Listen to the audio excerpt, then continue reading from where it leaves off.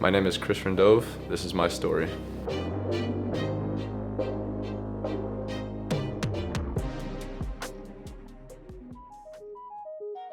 I see a lot of myself in Chris. I see a young man who's taking full advantage of his family's search for a better life for him. Both my parents are from Sofia, Bulgaria, and both of them are probably my two biggest influences. It was just my husband and I coming here not knowing what to expect, but we were hoping that everything will be for the good of our kids. Soccer is something that my husband obviously played on the street when he was Chris's age.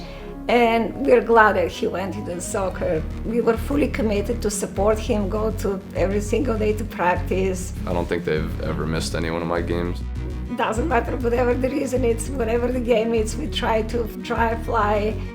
Obviously, they love that I play soccer, but their number one priority was for me to come here and get a nice quality education. Obviously, being in Montgomery County is a great public school district, so I was very fortunate to be able to kind of lead up through there. The engineering program in Maryland is very good, so being able to stay in state was definitely a big benefit. My original plan was to go on just the club team and kind of just have a good time with the guys there. My club coach kind of suggested to me to reach out to the coaches and see if I could kind of schedule like a meeting to just see if there's any potential to walk on. We get an email from his club coach and said, hey, here's a young man who's been admitted to Maryland. He's going to study engineering. You know, he's a very good player that's just been under the radar. Give him a look. At that point, it was kind of going back and forth, figuring out what the best time for him to get out on campus was, and it just so happened that we were in camps. So we immediately got a little video on him. Invited him to come to our camp, said, look, it's hard to be coming to preseason at our level.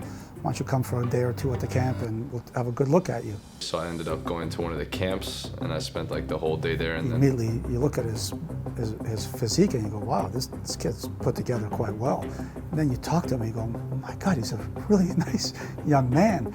And then he plays a little bit, you go, why haven't we seen him? He liked what he saw the first day, so he brought me back the second day. And then after the second day, he kind of talked with me a little bit so that they had to see if they could open up a 29th roster spot, and then they got it open. And then the third day is when he offered me the spot on the team. We have a lot of emails like that. 99% of them aren't good enough.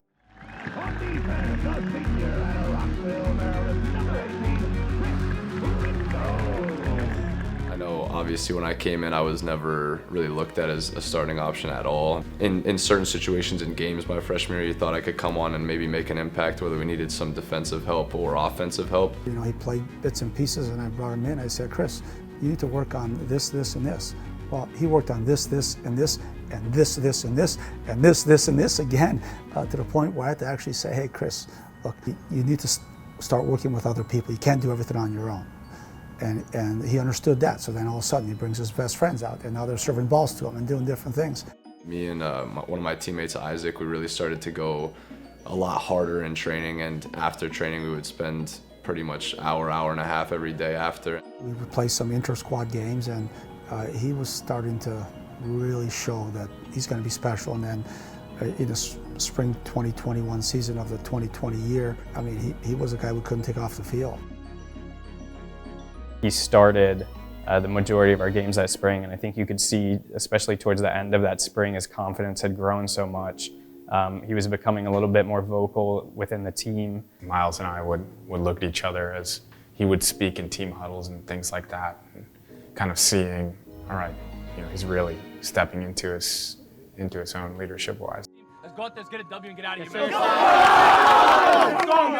here. His junior year, last year, we knew he was going to be a big piece for the team, but didn't know how much he was going to take on a leadership role and kind of be part of the group. And then he really stepped into it, and there wasn't a way we could take him off the field, much less not have him in that leadership piece. I think Chris is so genuine. When he speaks, I think he makes people want to be better because they see the way that he carries himself and the way that he approaches his everyday life. Right now, even as captain, he's the first person on the field, last person to leave.